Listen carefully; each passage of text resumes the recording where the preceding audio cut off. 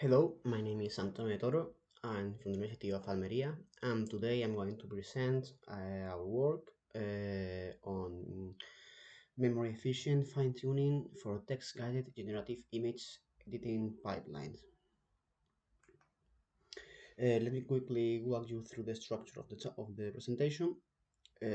First, I'll introduce the pipeline and motivate the need for fine tuning.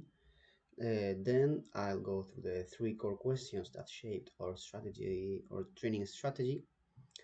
After that, I'll cover the technical solution that we proposed, as well as the experimental results, and I'll close with some conclusions and future works. The pipeline we work with is the Queen Image Edit Angles developed by Alibaba Group. Originally, the Queen model family is designed for general purpose video and image editing tasks. However, there is an open source variant in which a low rank adaptation, also known as LoRa, has been applied specifically to optimize the model and for rotating as well the camera and changing the viewpoint of any given scene, as we can see in the right part of the slide. This is a version, this is the version that we built on, and it is the starting point for our fine-tuning work.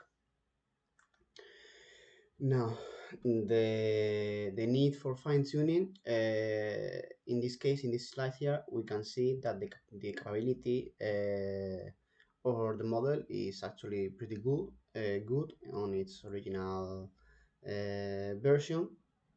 However, our goal is to augment monocular datasets into multi-view datasets without needing a full multi-camera hardware setup on the environment. Specifically, we want to adapt this model to the environment of the smart home of the University of Almeria, so that given any single camera image or capture of a person, the model can synthesize what that person would look like from any other viewpoint. And also, even more specifically, those synthesized views must be geometrically consist with the person's body pose, because the downstream tasks that we care about in our line of work are pose recognition, activity recognition, person localization inside the home, etc. And if in this task an incorrect viewpoint or an inconsistent skeleton or body pose would directly degrade the performance. So as we can see here, the base model is not enough for this because it fails when reconstructing three main things, as we can see on the images, right? So here we can see on the three given examples, I can see here on the left we have the original or the source image from the front. On the right we can see the ground truth from the camera rotated 90 degrees to the right, and in the center we can see the generated or predicted image with the model trying to simulate the 90 degrees rotation. So as we can see here, the pose, the human pose is not consistently enough, as well as the background and the camera angle. So that's mainly what we're trying to fix here.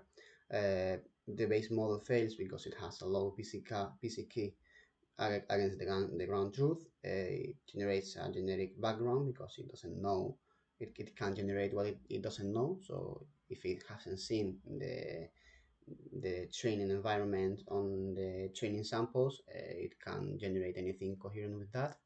And as we saw, it has an accurate camera angle, and most of the time it falls short when trying to complete the 90 degrees in this case. So Our target dataset for this is 5,000 synchronized captures from three cameras at three 90 degrees intervals with over 16 subjects, of which 14 we use for train and validation, and two of them we use for test. Okay, so our goal here is to adapt the model so it is geometrically precise in our specific environment. Now, before getting into how we fine-tune the model, let me describe pretty fast how the pipeline actually works. There are three main components, and also three different stages. On the first stage, we have the first two components that are the text and vision encoder, which is Qwen 2.5 vision language, that takes the input image and the text prompt from the user and extracts semantic and post presentation. So then we have the variational autoencoder, which is on stages 1 and 3, that compresses the input images into a compact latent space and also decode it afterwards. And in this latent space is where the main model will be working on, which is the diffusion transformer, a multimodal diffusion transformer that learns the conditional image distribution and performs the synthesize. And then after that, the generated embeddings created with this model are decoded or reconstructed back to the pixel space through the operational autoencoder. So the task here is giving an image of a person, in our case, synthesize the same scene from a different camera angle. So the three questions that will guide this presentation and that guided our work with this were the following. The first one is which module actually needs the fine-tuning, because not necessarily all of them needs to be adjusted. The second question is, does the full pipeline need to stay in GPU memory during the training? Because this has a huge impact on feasibility. And the third and last question is, can the training data be pre-processed once through the frozen modules that we do not want to fine-tune, instead of running them on every iteration? These three questions really will drive the rest of the presentation, and as I said, as they did with our work. So looking at each component, the text and vision encoder here, it describes the input image and the changes that need to be made, as we commented before. The variational autoencoder reduces the image to a representation, and the diffusion transformer generates the final embeddings conditioned with the input data. So really the one that we want to tackle here is the last one. Since the variational autoencoder is a general purpose codec, it doesn't need to know anything about our domain at all. And also the text and vision encoder extracts semantic features that generalize mostly well. Neither of them needs to change for this task. But on the other hand, the diffusion transformer is where the image distribution is really learned and where the synthesis happen. So it is the only component that needs to learn our specific domains, such as the background, the full camera rotation, and the full angles, for rotating the camera, and also to learn how to maintain this consistency of the human body and the pose of the subjects. So the answer to the first question is only the diffusion transformer really needs the fine tuning, and the other two models can be frozen during this process. Now we keep the full pipeline in GPU memory, or is it not necessary at all? Well, in this table, we can see the memory footprint of each component at different numerical precision. Full precision with 32 bits, half precision with 16 bits, etc. The total pipeline in full precision with 32 bits is around 116 gigabytes, which is completely out of the question for the given hardware that we have. That in this case we are working with two NVIDIA Volta V100 or 32 gigabytes each. So we have a full memory availability of 64 gigabytes. If we go to half precision with 16 bits, the full pipeline in this precision would be around 58 gigabytes. So theoretically, it can fit in GPU memory, but that's only weights of the models. No activations, no optimizer, no batch size. So we'll have to go with a mixed precision on this, and we'll use the text and vision encoder in half precision, as well as the variational autoencoder, and then the diffusion transformer will quantize in 4 bits. Now, think about what a naive training loop would look like if we kept everything loaded in memory.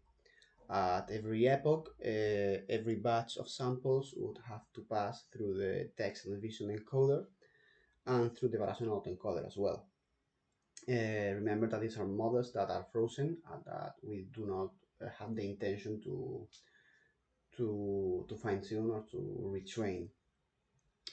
And also, these two models are deterministic, since they will produce exactly the same output every single time for the same given input samples or data. So here we would be repeating that computation epoch after epoch for every sample, getting nothing new in return, really. And on top of wasting compute capability, this brings a cascade of concrete problems. For example, the variational autoencoder and the text and vision encoder run on every epoch, consuming GPU time for zeroing information. Since the same data gets encoded n times at any epochs we have, across training, their weights are in memory, wasting GPU memory that should belong, no, to the diffusion transformer activations, optimizer state, and also to increase the batch size. So a full epoch will go through the three components. And as we said, well, they run on every epoch, the same data is encoded all the times. We waste GPU memory on these frozen models, which also means a smaller batch size. And the most important thing that we want to demonstrate here is that GPU cores are wasted on frozen forward paths of the full training. So now, what we propose for this and how did we proceed? Well, with precomputation, the flow changes completely. Before training start, we run the full dataset through the frozen models, right? Through the text vision encoder and the variational autoencoder. Only once. From here, we serialize the tensors that we get to disk in a PT format, that is PyTorch native format for serializing data, in a dictionary format. And from that point on, the training loop never touches these models again. So the training only happens in the diffusion transformer, using as input the already pre-compute tensors that we obtain from the first stage of the fine-tuning process. So we have, as I said, two separate processes or states here. So with pre-computation, we encode the dataset only once and we store it on disk. Each sample is encoded exactly once. All GPU cores are then available for the diffusion transformer fine-tuning on the second stage and for the pre-computation on the first stage. Also, we don't waste GPU memory during training, so because we don't have to allocate any blocks for these frozen models, which also translates to a larger and effective batch size. Now, the pre-computation is a one-time offline phase. We load the frozen variational autoencoder and text encoder on both NVIDIA Volta V100s independently. Following a data, what we proposed is a data parallelism approach here. There is no communication needed between the two GPUs, and since it happens only once, we want to accelerate the process. So a full copy of each model is loaded into each GPU, and we split the dataset samples half to half, or if we had more GPUs, it would be even faster because we would replicate even more the models, and we would the pre-computation process would be even faster. Uh, Now, even with just the diffusion transformer model, we still have around 20 billion parameter. We still have a 20 billion parameter model. I mentioned before, in half precision with 16 bits, that's around 41 gigabits alone. Is still too much, and that's only the weight. This is where QLoRa comes in. We quantize the model, diffusion transformer, down to 4 bits precision, and which brings the weight footprint down to around 10 gigabits. And then over that, during training, the gradients and optimizer states are computed only for the adapters of the low rank adaptation, the LoRa, which in memory really has a small footprint of around 1 to 2 gigabytes. Here we can see a little diagram of what QLoRa looks like, right? Where we load in 4-bit precision and froze the main weights of the model, and then we add some adapters, some low rank matrices that are the ones that we train, and we update its weights. So the final memory footprint for the fine tuning is around 13 to 14 gigabytes with batch size 1 on one GPU. Now, in our case, since we have two GPUs, it isn't a problem because everything fits in 32 gigabytes.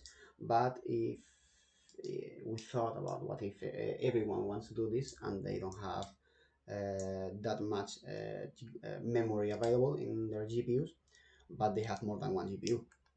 So here is what we proposed, a pipeline parallelism approach on the diffusion transformer fine-tuning, where, for example, the diffusion transformer adapters and activation and, and at batch size 1 still doesn't fit in a single car, say. In that case, this is a natural extension, and what we do is we split the diffusion transformer layers across two GPUs and place the variational autoencoder on the same GPU as the final diffusion transformer model. Even though we mentioned that it is necessary to have this model for the training process, now I'll explain why we need this or why we decided to go with it. Well, specifically, the diffusion transformer has 16 layers. So layers, the 31st layers from 0 to 29 go on the first GPU layers, and the remaining one goes to the second one. If you had a smaller but a larger number of GPUs, you could do this differently, and maybe split with 20, 20, and 20, or any other configuration that might fit your hardware. Why does the weight decoder goes on the last GPU? You may ask. Well, it is placed here because we use, it is a good practice on these deep learning training processes to see how the model is evolving during training. So as I said, during training, we don't really need it. The input is the pre-compute latent from disk. The loss is computed in the latent space at the end of this step, and the variation encoder is in memory, but it's completely idle, so its footprint is around half a gigabyte. However, during at the end of every epoch or a few epochs, we do what is called an inference callback to see and try to generate images as if the model were in production, to see what images it is producing. So we can reconstruct the image and apply some metrics such as the PCK or more generic metrics to see the quality of the generated image against the ground truth. The idea here is that this model, in this case the rational autoencoder, or in any other pipeline similar to this, if you want to add an extra model that doesn't came with the pipeline because you want to use it to condition the training, the loss, the generation, and it condition the loss function with any other extra model, the rule would be that that model belongs on the same GPU as the diffusion transformer generates its output tensors. So that way we don't need inter-GPU tensor transfer. Now, here we can see in this at the end, putting it all together in the first stage, then, which is only done once before the training, we encode the full dataset, and it's remarkable to say, important to say, that we encode with the rational encoder both the source or the input image and also the ground truth, so we can use that on the loss function to compare against the ground truth image. And also we encode the textual prompt through the vision language encoder, and we save all of that in .pt files for PyTorch. And then on the second stage, we do the training process itself, where we froze the base weights of the model, and we add a new trainable log adaptation matrices. And on top of that, we use an inference callback, where we use the variation autoencoder to convert some of the images back to the pixel space, so where we can analyze them. Now, let's look at the final experimental results that we measured with this in our approach. This is the VRAM picture that we're going to see here. The diffusion transformer alone in QLoRa uses around 15 gigabytes, more or less, reserved by the CUDA drivers and the environment on the GPU. The variation autoencoder and the vision language model together need around 19 to 20 gigabytes just to load. But since we aren't training them, that's all right. And each one fits on its own on a 32 gigabytes NVIDIA Volta V100. But if we tried to keep it both resident at the same time on memory, we would exceed the available memory capability of a single graphic card. Before even getting any activation or optimizer state, or even the batch size. So what we did to measure the difference in time and consumption, we did the following. on the for the time mainly. We did a simulation of what would happen if we had both processors running on the same GPU at the same time. On the timing slide here, then, since the full pipeline doesn't fit here, we measured each stage in isolation or on its own. And as I said, we then simulated contentions by saturating the remaining GPU memory and cores with a process that, as I said, tries to mimic the other stage running at the same time. So on the left, we have this graph here, this graphic where we can see the pre-compute stage goes from 1.4 seconds per sample in isolation, right? If it's only executed in one GPU, uh, against 3.3 seconds when it's running and sharing the cores of the GPU at the same time. So it is 2.3 times lower. Now this change is even more noticeable in the training step of the diffusion transformer or stage, where if it's running isolated with no contention, it takes about 14 seconds per step with a batch size of 1. But that same training step rapidly increases to almost 40 seconds, right? 39 seconds with batch size 1 if we are sharing the GPU cores, simulating that we're doing the pre-process stage at the same time for the next batch or step, right? So it's almost 3 times slower. Now, to put this into perspective, one epoch with the naive contention would be around 117 hours per epoch, right? Only one epoch with 10,000 samples of data set of our data set.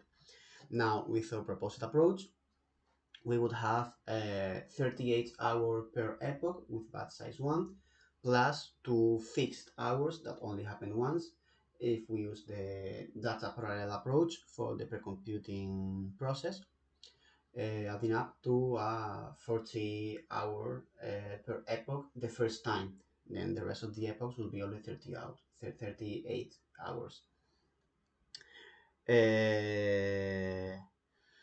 Now, as the conclusions and the future work, we came to the conclusion that only the diffusion transformer required the fine tuning, and also the fractional autoencoder and the text and vision encoder model are domain agnostic, so they should remain frozen throughout the entire process.